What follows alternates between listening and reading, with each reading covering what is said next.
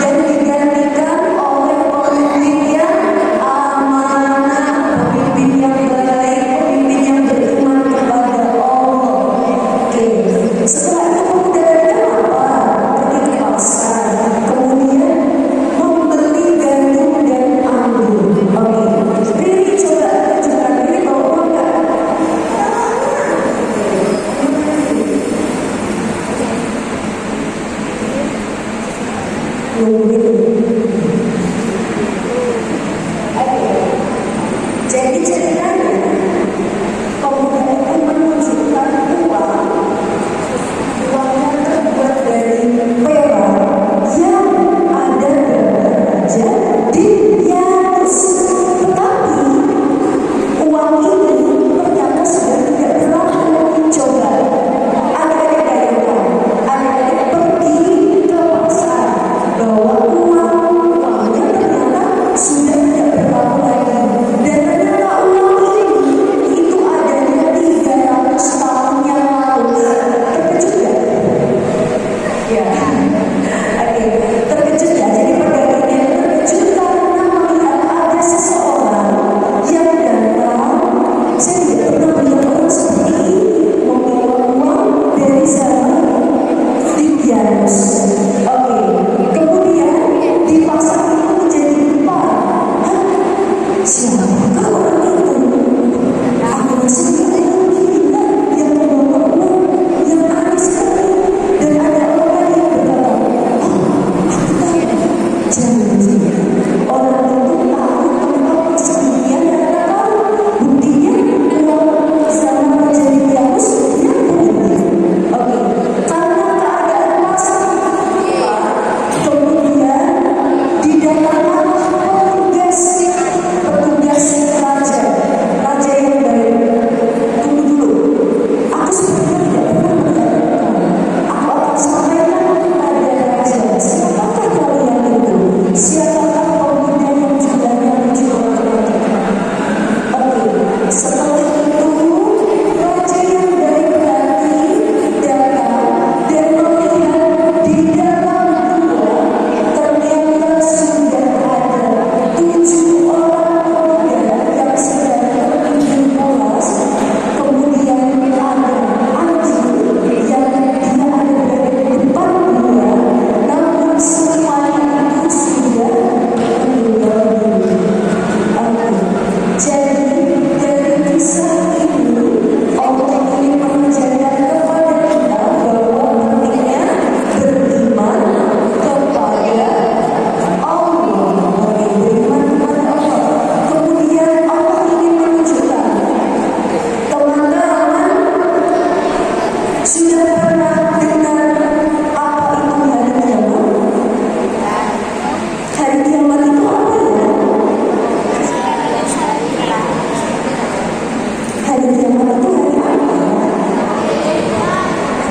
Ya, hari Jumat, hari akhir.